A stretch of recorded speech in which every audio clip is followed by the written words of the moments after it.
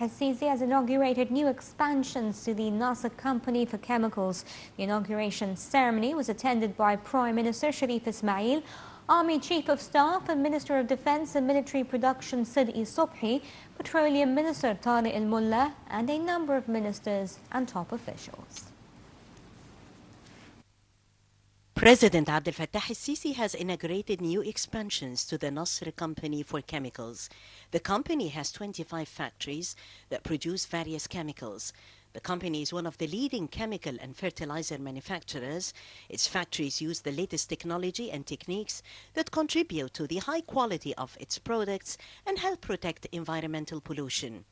The inauguration ceremony was attended by Prime Minister Sharif Ismail, Army Chief of Staff and Minister of Defence and Military Production Sid'i Subhi, Minister of Petroleum Tariq al-Mullah, and a number of ministers and officials. Speaking at an event celebrating the expansion of Nasser Company for Chemicals, the President said that the military's economic activities account for no more than 2% of the country's output, dismissing suggestions that the military could control as much as half of the economy. Sisi went on to say that the military made up 1.5 to 2% of economic output that he said was between 3 to 4 trillion pounds. That would put the military's share of economic activity at between $2.39 billion to $4.26 billion. The president added that military paid taxes on all projects and that they were subject to regulations and auditing.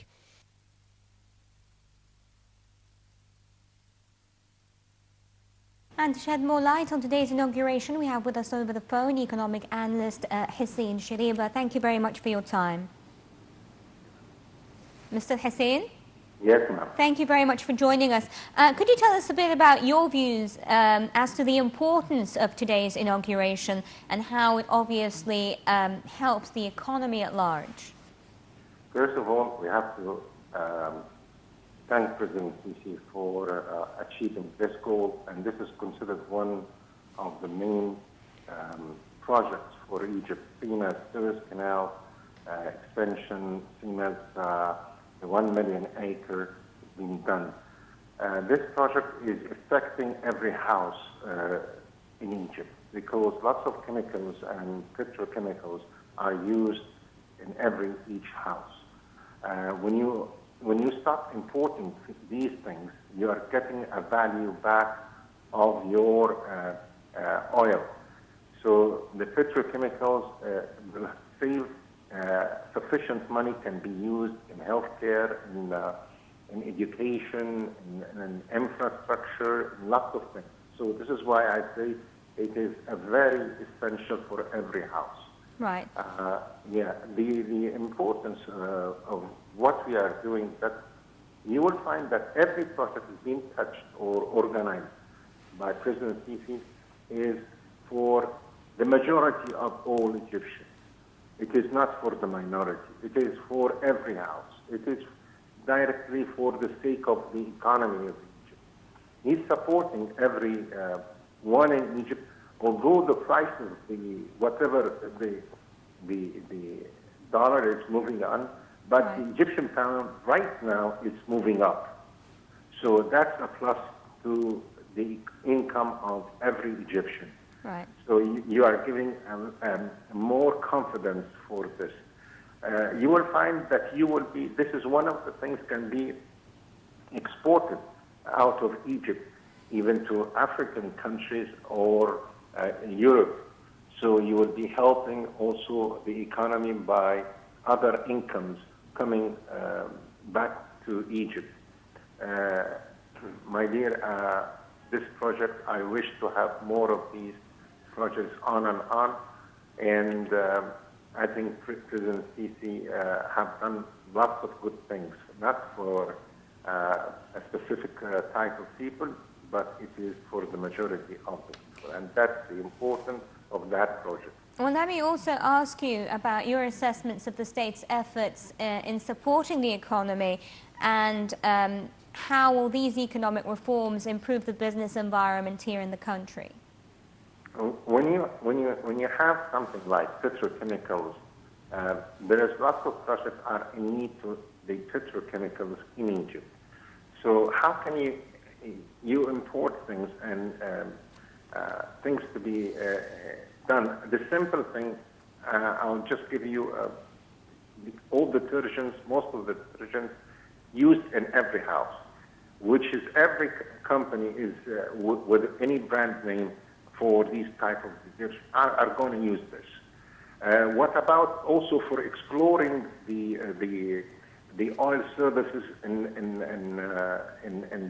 exploration in other parts of Egypt? They are in need to some kind of these chemicals there to get the oil up. So you are going to almost stop importing all these things. President Sisi is, I don't want to say lots of things about him, but lots of people should recognize what he has done. It is not for our generations or his generations. It is for the future and the young generations. I thank you very much for your insights, economic expert Dr. Hussein Shariba. Thank you for joining us. In other news, Egypt's Foreign Affairs Ministry said in a statement that the country withdrew a UN Security Council on illegal Israeli settlements on Palestinian territory. Egypt's Foreign Affairs Ministry spokesman Ahmed Abu Zaid said that Egypt did not realize that the consultations reached by the UN's member states were enough to pass the resolution. He confirmed that Egypt is a main partner with the international community in dealing with the Palestinian cause, which is not limited to settlements, but also includes other issues such as borders and refugees.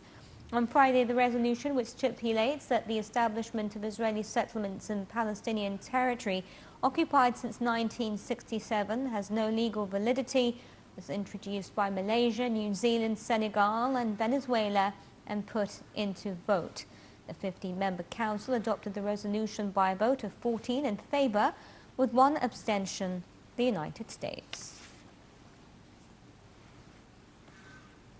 The Secretary General of the Arab League, Ahmed Abul Ghait, praised the Security Council resolution condemning Israeli settlements. Abul Ghait asserted that the UN vote is considered as a clear indicator of the international community's support of the legitimate historic struggle of the Palestinian people. He went on to say that the vote revealed that Israeli settlements and all other measures taken by Israel are the main obstacle facing a two-state solution. The Secretary General also expressed his hope that the next days would witness intensive calls to push the Israeli side to commit to the vote and to reach a fair solution. Abul Ghait concluded his statement by saying that the conference France is to hold next month is a significant step in the peace process. Jordan has also welcomed the historic UN Security Council resolution demanding a halt to Israeli settlement activity, saying the momentous vote paved the way for a two-state solution.